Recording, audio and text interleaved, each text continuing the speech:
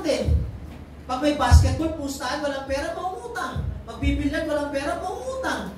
Sabi namin, dun nga sa mga bagay na wala kami kinikita eh. Bakit kami nangungutang? Tama ba? Eh alam nyo, nung sinabi sa akin yun, 2 days lang, ginawan ko ng paraan. Lahat ng kakilala ko, kaibigan ko, classmate ko, pati tindera sa school namin, inutangan ko. Diba? So sabi ko, okay lang mangutang kung babayaran mo naman. Okay lang mangutang kung negosyo naman. Okay lang mangutang kung yayaman ka naman. Tama? Kaya alam nyo, nung naka-join ako dito, sobrang, alam nyo, sobrang excited ako na ginawa to. Alam nyo, nung pandemic, share ko lang sa inyo, baka makalimutan ko. Nung pandemic, may napa-join ako dito sa business natin, OFW sa Saudi. Head nurse sa Saudi, 50 years old. Alam mo, nung nag-join siya sa akin, nagpadala ng pera. Nag-15 account sa akin. Wow. So, nung nag-join, sabi ko, Ma'am Tess, Marites pangalan, Ma'am Tess, i-post mo yung mga income mo sa business natin. Eh, di nagpo-post na siya. Ngayon, nakita ko, may nagla-like sa kanya ang pangalan Grace. Tapos, kinausap ko ngayon siya, Ma'am, kilala niyo ba to si Grace, nagla-like sa'yo? Alam mo, sabi niya, ay, Sir Mark, nakalimutan ko yung kwento sa inyo. Nag-usap na pala kami ni Grace. Sabi niya, isa daw siya sa mga inutangan mo, kaya ka naka-member sa Global. Small world, ha? Ibig sabihin, totoo yung mga sinasabi ko. Yes. Tama? Kasi ultimo yung pinangsali ko dito, pinangutang ko. Pero okay lang sa akin. Alam niyo kung bakit? May kaya mo magulang mo. May kaya kasi negosyante parents ko eh. Diba, may lahi kami Chinese, kaya go apelido. Diba, half Chinese, half garter kami. Chinese garter. Hindi kasi kami marunong mag-incheck, kaya Chinese garter na lang, diba? So, kahit ilang accounts, kaya bigay sa akin ng magulang mo. Kaya lang, dahil negative sila before sa business na to, hindi ako binigyan. Pero sabi ko, okay lang naman na hindi ako binigyan. Bakit? Minsan kasi, kapag binigyan ka, minsan hindi mo binibigyan ng halaga. Tama? Parang mahirapan ka ng konti dito, ayaw mo na. Bakit? Kasi isipin mo, hindi naman sa akin yung pera. Bigay lang naman sa akin ng magulang ko, bigay sa akin ng kapatid ko, bigay sa akin ng sino-sino man yan. Tama? So, buti na lang, nangutang ako. Actually, nagbenta pa ako ng cellphone para lang mapandagdag pabili ng package. So, ngayon, wala akong choice. Kailangan kong gawin yung business. Bakit? Sinisingil na ako ng mga inutangan ko. Tama? So, kaya nung ginawa ko to, di ba? Nabenta, kahit hindi ako magaling magsalita, kahiyain ako. Binenta ko yung mga product, may bayaran ko lang pinag-uutangan ko. Diba? So, dito nakakatuwa kasi first downline ko dito, unang-unang sumali sa akin si John B. San Juan. Wow! Isa sa mga Hall of Famers sa atin. Diba? Isa sa mga Hall of Famers sa atin. So, sa kabila ko siya, pangalawang direct ko, sister ko, si Michelle. Una negative siya. Kaya lang nung nakita niya nagbibilang ako ng pera, naging positive na siya, di ba? So yun, nag-join siya. Kaya unang buwan ko pa lang dito, first month ko dito, kumita ako 7.5. Pwede na? Pwede na, no? Estudyante, 7.5 kita. Pangalawang buwan, si John B, may mga napa-join, nag-7 accounts din. Kapatid ko, marami rin napa-join. Ang dami kong pairing. Pangalawang buwan, kumita ako 9,000. Pangatlong buwan, kumita ako parang 12,000 naman. Monthly, pataas ng pataas. Kasi yun yung goal ko. Palaki ng palaki. Kaya nung ika-third month ko, doon na ako nag-decide. Nag-decide ako mag-stop ng college para mag-full-time dito. So, ibig sabihin, hindi po ako graduate. Hindi ako nakatapos sa college. Hindi ako professional. Mukha lang talagang professional. Yes. Pero hindi po, di ba? Kaya nung nag-stop ako ng college, yung parents ko hindi nagalit. Galit na galit. 5 years pa naman ako sa college.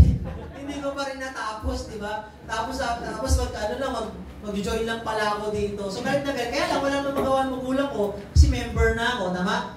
Sabi sa akin ng dati ko, anak, 1 year lang. Pag walang nangyari sa'yo dyan, di ba? Mag-manage ka na lang ng business natin. So ako naman, okay lang. Sige, natry ko lang to. Kaya alam nyo, nung nag-full-time ako dito, everyday wala akong ibang ginagawa ko dito. Talagang kinareer ko to. Binigay ko yung best ko. Bakit? Ang point ko ba nito? Sa labas, Ang daming empleyado, nagtatrabaho, ang sisipat, ang tiyatyaga, tatalino, walang absent, overtime, pero ang sweldo maliit lang. Tama mali? Dito sa company natin, anong promise ng company? Pag hinataw mo to, sineryoso mo to, magkakotse ka, magkakabahay ka, magkakawala savings, kaya guys, ano yung point ko? Kung ikaw member ka na, ibigay mo na yung best mo. Bakit? Kasi nga, ito na yung chance mo, opportunity mo, para yumaman. Lalo na kung ikaw na-experience mo na magtrabaho sa labas at nag-join ka dito, alam mo na mismo kung paano magtrabaho. Kasi kami, never kami nagtrabaho sa labas eh. Kasi estudyante kami nagsimula dito, malay namin kung paano magtrabaho dyan. Tama? Kasi kami dito, diretso kagad kami dito after na school, nag-business kagad kami. Pero ano yung point ko? Ano yung point ko? Buti na lang, maaga kami na-open yung mind namin sa negosyo. Kasi masarap mag-negosyo habang bata. Tama? Kasi dito mo ma-experience, habang bata ka pa lang, successful ka na. Habang bata ka pa lang, nabibili mo na yung mga gusto mo. Masarap ba yung gano'n? Yes! Kaya nung kinaroon ko itong negosyo to, ayan, medyo mabagal lang. Touchscreen ba to? Ito yung first attempt ko. 2 years pa lang po yung company, nag-join na po ako dito. Ito yung second anniversary ng company natin. Alam mo na, ilang taon na ako, di ba? Tapos, ayan, okay? So, ito yung first car ko. Kasi nung ginawa ko to, sineryoso ko to, in just 1 year, nabili ko po yung brand new na sasakyan, Honda Civic. In just 1 year. And sa loob lang ng 1 taon, inawardan po ako ng company as one of the youngest millionaires. Kasi age of 22, ba't ang bilis? Pinipindot. Nag-automatic ka. Hindi, doon mo na sa ulo. Di ba? Sabi ko nga, in just 1 year, na ito yung first million ko dito. Di ba? Dalawa award ko nung in-awardan ako sa event noon. Dalawa, Millionaire Circle tsaka Global Ambassador. Ayos ang diskusyon. Bibihira ka lang makakita sa company natin, dalawa yung sash market sa stage. Kami nila John B, dalawa sash namin. Kasi kaya naman kami ang bilis namin maging Global Ambassador. Nung nakuha ko si John B, nakuha niya yung nanay niya, kilala sa Palawan, ang daming napapayin doon na, maraming nag-join doon na mga pastor, mga teachers, mga nurses, mga doctors. Sobrang pumutok yung product sa atin doon. Ang daming napagaling na mga malulubang sakit. Yung mga stage 3 cancer, yung mga madalala na yung mga sakit. Siyempre, dahil malala ang sakit, ang pag-take nila ng product, mga 9 capsules a day ng C24/7. Tama? Dami. Diba? Kailangan eh. Kasi pag ikaw wala kang sakit, gusto mo lang uminom ng supplement, at least 1 to 2 capsules a day lang. Pero pag may mga sakit ka, at least 3 to 5 capsules. Pag may cancer, 9 capsules a day yan. Tama, pag mamamatay na, ipalaklak mo na. Baka mahabol pa, di ba? So ngayon, ganun ginawa namin. Kaya sobrang lakas ng products. Kaya in just 1 year, naging Global Ambassador kami dito. Tapos, siyempre, pangalawang taon ko dito, first year ko to. First year. Second year ko, touchscreen na, di ba? Second year, nakalabas naman po ako. Nakabili naman ako ng second car ko, sports car naman. So, isa po ako sa mga unang nagkaroon ng sports car sa company. At the age of 23, naka-sports car naman. Wow! Brand new din po. Tapos, third car po, ayan, SUV naman, Trailblazer. And yung dala ko ngayon, ito.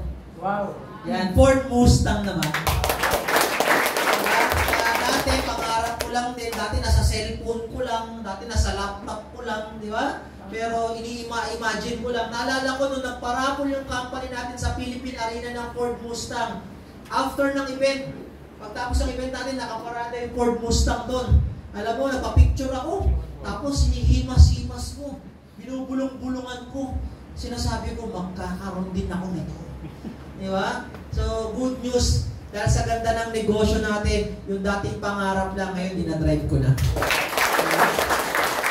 And syempre, hindi ko naman pinapakita to para ipagmayabang, di ba? Pinapakita ko to sa inyo para sabihin na sino ba naman ako para magkaroon ng ganyan. Hindi naman ako magaling magsalita. Mahiyain ako. Ito magaling mag-English, barok-barok na English ko eh. Diba? Limited lang yung English ko, di ba? Limitation. Diba? Mahiyain ako, konti lang makilala ko. Di ba? Wala akong background sa sales, wala akong background sa negosyo. Nagkataon lang, nasa magandang opportunity tayo. Nasa magandang negosyo. At the same time, sabi ko nga sa inyo kanina, kinarir ko siya. Binigay ko yung best ko talaga. Hinataw ko talaga siya. And guys, that time, walang online. Ang hirap that time, walang online. Para makapunta ka sa isang lugar, mamamasahe ka, mag-e-effort ka, pupuntahan mo talaga.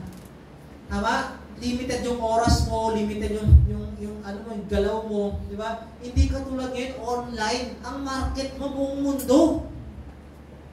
Tama, buong mundo. Imagine mo sa isang araw, ilan na nga nakakausap namin isang araw?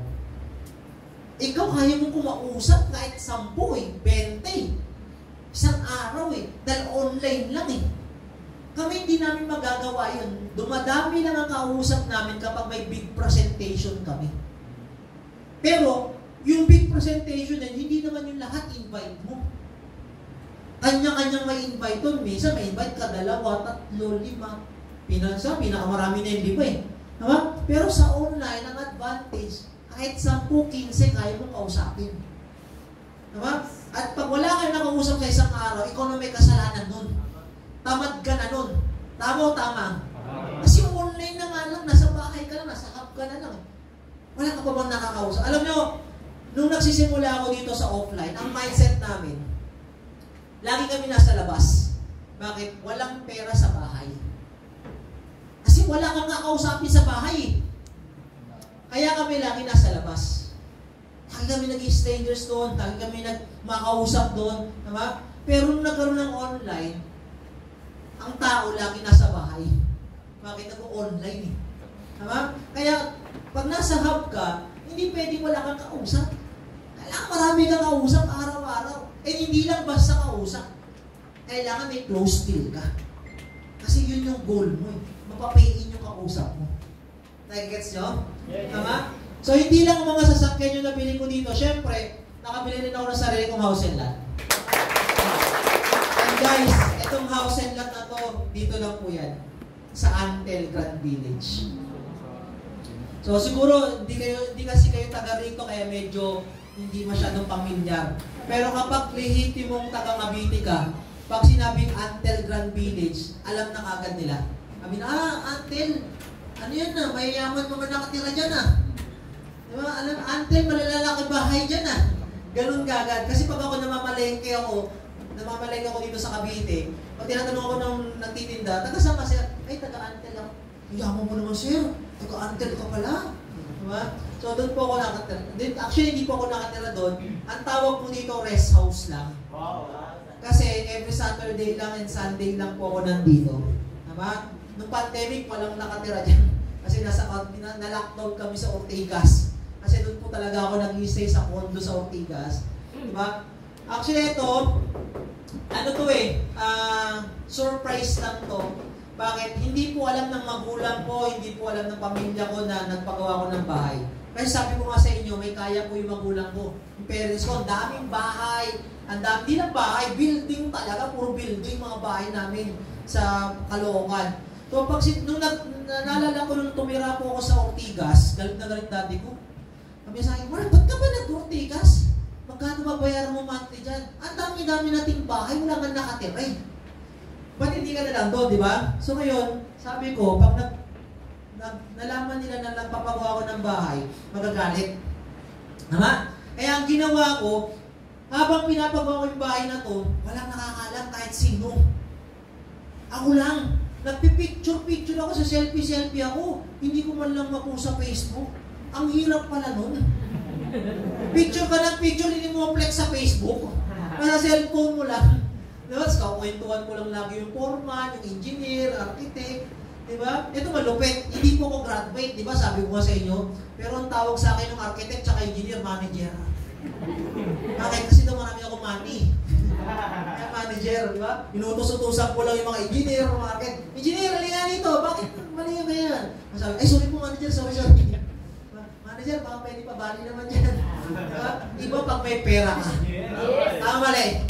Kahit hindi ka graduate, basta marami kang pera, ikaw yung mahirap. So yun, nung nagawa na to, actually, alam mo, nakakatawa na nakakatawa. Bakit? Lahat ng laman yan, ako rin mismo bumili. Ako lang mag-isa. Wala ko, ang tinatanungan ko, yung mga sales stage lang. Yung tipong, ate, ano bang magandang plato? Ano magandang kutsara? Ano magandang baso? Diba? Wala akong kaalam-alam sa ganun eh. Pero sila lang nagtatanong ko kasi hindi ko lang pwede tanong yung partner ko kasi nga, malalaman niya, nagpapagawa akong bahay. Diba? Nung minsan nga, nakita ko nung ka-office mate niya, nandun ako sa mga plato, baso, tumawag. Mark, ba't ka nandyan? Ang ginagawa mo sa mga baso? Bibili ka ba ng mga plato? Sabi ko, ay hindi, kinakausap ko yung sales lady o ano kasi, interested sa business. Pero hindi niya alam na bibili ako ng mga plato, pati bedsheet, pati punda, unan, lahat TV, lahat ng appliances, ako pumumili. Ako lang mag-isa. Kasi ka, surprise.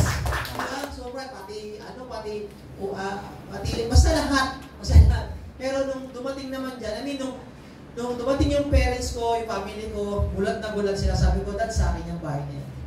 Gulat na gulat. Talaga bahay mo yan, Jess po. Sabi ko, katas ng A-block. Yes. Pero sabi nung friend ko na kumpare ko, na bisita ko dyan. Sabi niya, Mark, swerte mo naman. Bakit? Ang dami mong sasakyan, bahay, lupa, diba? Hindi ka naman nakatapos. Eh, ang dami-dami dyan, graduates. Ang dami-dami dyan, may trabaho. Wala namang bayad lupa. Ang dami dyan sa labas, professionals, wala namang house and lot. Ang dami dyan, nag-abroad, wala namang sariling house and lot.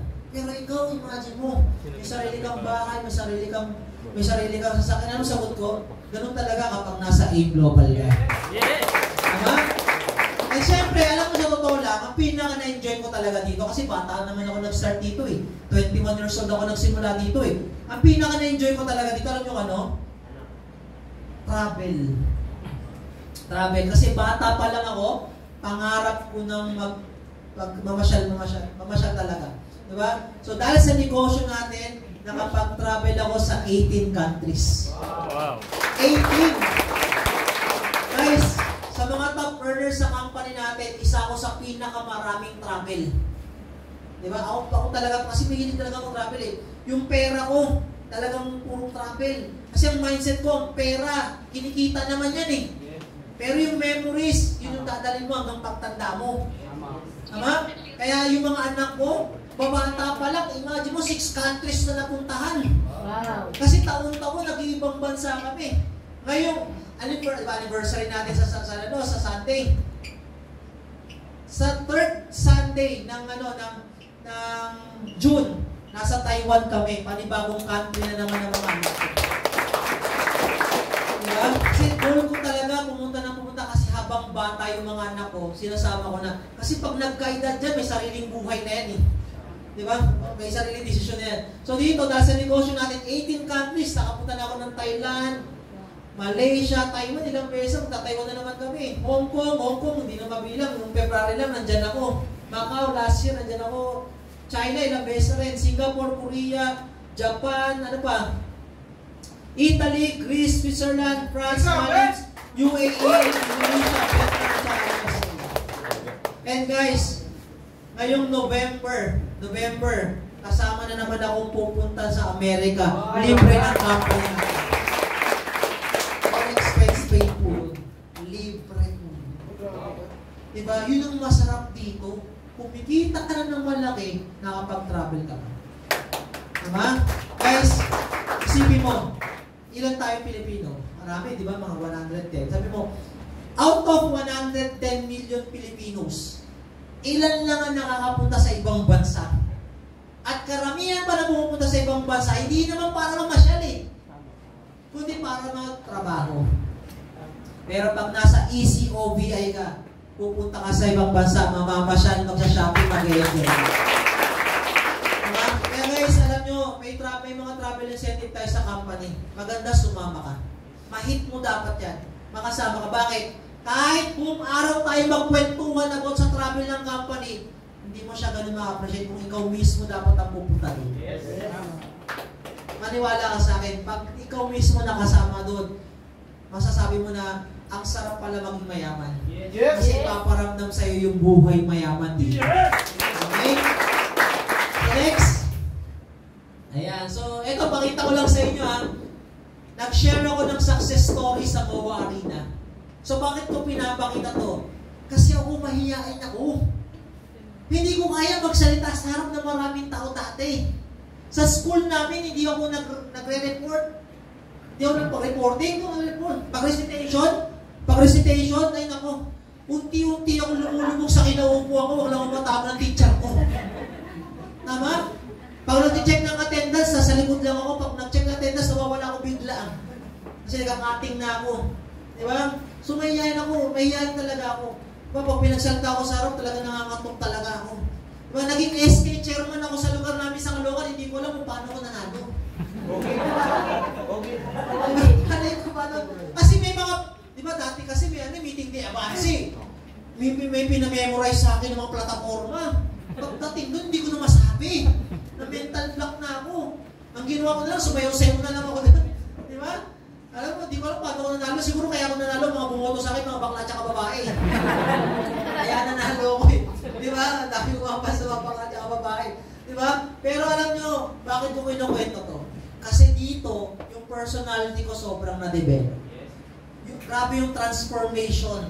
Diba? I'm sure marami sa atin dito, mga haber, nung dumating ka sa hub, sobrang mahihain ka. Yes. Sobrang mahihain ka. Pero after ilang weeks, after ilang months, magugulat ka.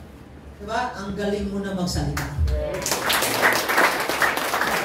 So dito kasi, dito kasi tuturuan ka talaga eh. Magbabago talaga yung attitude mo, magbabago ka yung mindset mo, magbabago lahat. Pwede mo sabihin, ba't ganyan ka na magsalita ngayon? Natural! 16 years na ako dito eh. Alam nga ba 16 years ka na, mahihain ka pa rin? Alam nga 16 years ka na, in-intro ka, please welcome, Mr. Mark, ano sabi mo? Kaya ako eh. Naman ganun ka pa. Diba? Lahat ng bagay, pag paulit-ulit mong ginagawa, mamamaster mo. Eh pati pagsasalita dito, lahat yan pinag-aralan namin. Eh lahat ng bagay na pag-aaralan. Yes. Ultimo, pagtayo sa harap, pinag-aralan namin yan. Tama? Pati paghawak ng mic, pinag-aralan namin. Diba? Hindi pala pwedeng dalawang kamay lagi ang hawak sa mic. Bakit? Diba? Kasi pag dalawang kamay, pag nanginig ka, ganito yung tsura mo. Dapat pala kanan ka na. Pag nanginig, ilipat mo lang. O, diba? Hindi halata, nanginginig ka. Diba? Kala, ang galing mo, tapos di pwedeng nakatayo ka lang na ganito. Kaya mapapasin yung mga speaker, naglalakad. Diba? Kasi para hindi sila nanginginig. Diba? Tsaka minsan, ang ginagawa ng speaker, kanan kaliwa yan, para sasalita. Kasi pag nanginig yung kanan, nililipat sa kaliwa. Nililipat-lipat lang yan. Kasi, pag try mo magsalita, naka-straight body ka. Pag nanginig ka, pangit ang itsura mo, gumagano ka. Pangit ang itsura mo. Ang masaklap na pag pinagsabay mo pa yung kamay mo, gumagano ka, no? Tapos may guest ka, ano sabihin ng guest mo? Ayan ba yung kasama sa package? Diba? Mamaya pati ikaw, masama ka na sa package eh. Diba? Pero dito, maganda dito, lahat naman ng bagay natutunan. Diba? And guys, ikaw mismo, hindi man ikaw, mga kasamaan mo sila mismo, makikita nila na nagbabago ka na. Gumagaling, unti-unti ka nang gumagaling magsalita. Tama ba? Yes. Diba? And alam nyo, medyo emotional nung time na to. Bakit? Kasi first time ako mapakinggan ng parents ko. Kasi alam nila na mahihain ako, alam nila hindi ako magaling magsalita. Pero, nung tumatagal na ako sa negosyo, nalalaman nila o naririnig nila na iba na daw ako magsalita, makapal na daw mukha ako, ganyan-ganyan. Pero hindi pa nila ako napapanood ng actual. So, first time lang nila ako napanood. And hindi ko pa sila in-invite dito. Kasi nga, lang ko in-invite yung parents ko, kaya lang hindi umaten. Bakit? Sobrang busy. Negosyante, politician pa. Mami ko, papitan. Tatay ko, first kagawan. So, sobrang busy nila. Kaya sabi ko, hindi ko na sila invite. Kaya nung nagsasalita ako, nagulat ako Nasa harapan ko yung magulang ko, nakikinig. Diba, sabi ko nga, nung sasalita ako, sabi ko, nandito yung magulang ko eh. Hindi ko alam kung bakit. Hindi ko naman sila in-invite, diba? Tapos, dito po yung dalawang anak ko nakaupo. Alam nyo, nung una, nakikita ko yung magulang ko, tawa ng tawa, kasi alam nila, totoo yung mga sinasabi ko eh. Pero habang tumatagal, nakikita ko nagpupunasan ng luha yung magulang ko. Doon medyo naging emotional na ako. Alam nyo, after ng talk ko, pagbaba ko sa stage, niyakap ako ng daddy ko, sabi niya sa akin, anak, I'm so proud of you. Yes! Pero, ang sarap pala sa pakiramdam na yayakapin ka ng magulang. Sasabihin sa'yo na proud siya sa'yo. Bakit? First time nangyari sa buhay ko yun. Kasi before, nung nag-aaral pa ako, puro mura lang inaabot ko. Diba? Kasi nga hindi nga ako nag-aaral mabuti. Diba? Puro gulpe inaabot ko. Kasi batang 90s ako eh. Diba? Pag batang 90s, pamilyar, diba? Talagang lahat ng mahawakan, talagang hahampas sa'yo eh. Kung ano talaga, mga ano namin, yung mga hanger namin, bali-bali talaga eh. Yung sintron, yung bakal talaga, pumapakat sa likod ko talaga eh. Diba? Lahat ng mahampas talaga sa'yo eh. Hindi ka tulad ngayon, iba na yung mga kabataan ngayon, masyadong sensitive. Diba? Ano lang eh, mapagsabihan mo lang, ditulpo ka na agad eh. Sa school namin, hindi pwedeng ganon. Sa school namin, lumilipad yung mga racer. Talagang ano, kailangan magaling ka umilan. Masasapul ka talaga eh. Nahamon pa ako na suntukan ng mga teacher. Minsan hindi ka nahamunin, susikmuraan ka na lang bigla. Tapos bibimutin ka na gano'n, naangat ka talaga eh. Maluluha ka talaga sa sakit eh. Hindi mo naka-formation kayo, gugupitan ka na lang bigla. Diba, ang hirap yung time namin eh. Ngayon kasi iba na eh. Diba ngayon, mga sensitive, mga kabataan ngayon, pagsabihan mo lang natin, tatampo na agad. Diba? Hindi ka na panahon namin, kakaiba talaga. Diba? Tingnan ka lang na magulang mo, tatahimik ka na eh. Kasi pag hindi ka tumahimik, yari ka eh. Diba? Mabugulpi ka talaga. Diba? Kaya alam mo, nung January, umattend ako ng kasal, January. Alam mo sabi ng pastor, kayong mag-asawa, pag nagkaroon kayo ng anak, kailangan paluin nyo. Kasi disiplina yun. Nasa Bible yun. Dapat pinapalo yung anak. Pero dapat after nyo paluin, sabihin nyo kung ano yung kasalanan nila. Para malaman nila yung lesson. Diba? Kasi ngayon, takot na yung magulang na paluin yung mga anak. Kasi masyadong, yun na, sabi ko, masyadong sensitive. Diba? Pero pansinin mo yung mga batang 80s, batang 90s na laki sa palo. Iba yung disiplina. Yes! Tama? Iba yung attitude, iba yung character, tama? So yun, kumbaga dito sa negosyo to, talagang alam mo yun, dito tuturuan ka talaga na paano maging malupit na leader. Diba? Bubugin ka talaga na dati, mahihain ka dito, bigla na lang magiging malupit na leader ka. Kasi saan ka makakakita ng negosyo na kayang baguhin yung pagkatao? Yes. Saan ka makakita ng negosyo na from negative ka mag-isip, magiging positive ka mag-isip? Doon pa lang success na yun eh.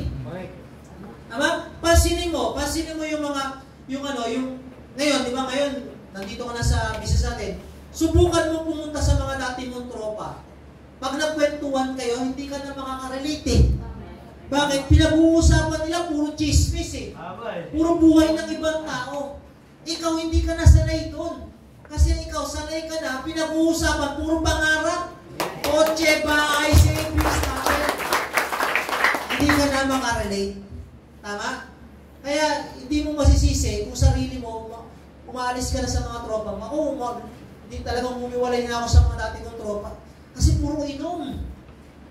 Puro bisyo, di ba? Ako wala akong mapapala dito. Diba? Alam mo, 16 years na ako sa company. Bumalik ako sa amin sa Caloocan, naglalaro ulit ako ng basketball. Kasi player ako dati sa lugar namin. Nagligaw ulit ko, sinali ako ng utol ko. Yung mga tropa ko, ganun pa rin. Yung iba, atik na, nalulung na. Diba? Uuso lang yung tuktong. Talagang nasama na yung mga yun eh. Diba? Pero kumbaga ako, sabi ko, buti na lang, mas pinili ko to. Tama? Kasi dito talagang may direction, may tamang direction ng buhay. Okay? So next. Ayan, so ito. Bakit ko pinapakita to? Diba? Kasi taon-taon nabibigyan ako ng award sa company. Pero sa school, never ako nagkaroon ng award. Yung mami ko lagi sa guidance. Iba-iba yung kaso. Iba-iba tumawag sa bahay namin, yung principal eh. Pag sinagot ng mami ko, Mrs. ko, si ano po to from ganyan, school. Ang mami ko, okay po, ano pong kaso? Alam na agad eh, di ba? Nakasanayin na eh. Diba? Pero dito, imagine nyo, dahil sa company natin, diba na-experience ko magkaroon ng award, hindi dahil matalino, hindi dahil magaling, dahil hindi na tayo ng milyon-milyon. At the same time, marami tayong tao na tulungan na kumita na malaki. Guys, napakasimple lang naman ang negosyo natin. Hindi ka yayaman kung walang yumayaman sa ilalim mo. Ganun lang kasimple. Hindi ka kikita na malaki dito kung walang kumikita na malaki sa ilalim mo. Kaya ang goal mo, alam mo na nagsimula ako dito, ang mindset ko lang, kailangan nasa left ko yumaman, nasa right ko yumaman, para ako mayaman din. Ganun lang. Tulungan mo yung mga tao mo sa left na makuha ang pangarap nila, tulungan mo yung mga tao mo sa right na makuha ang pangarap nila, para ikaw makuha mo rin pangarap. Kaya natatawa ko sa sinasabi ng iba na pag nandiyan ka, pag nirecruit ka dyan, peperahan ka lang. No. Diba? Kasi pag nag-join yan, hindi ka pa naman yayaman dyan eh. Pag sumali dyan, oo, kikita ka, pero guys, take note, hindi ka pa yayaman dyan. Ang goal mo dyan, tulungan pa kumita ng malaki para umangat ka din. Kasi dito, hilaan tayo pataas, hindi hilaan pababa. Nai-gets nyo? Diba? So para umangat ka dito, kailangan kumikita ka ng malaki, kailangan kumikita rin nasa ilalim mo. So guys, before mag-pandemic, ako po ay bumubuhay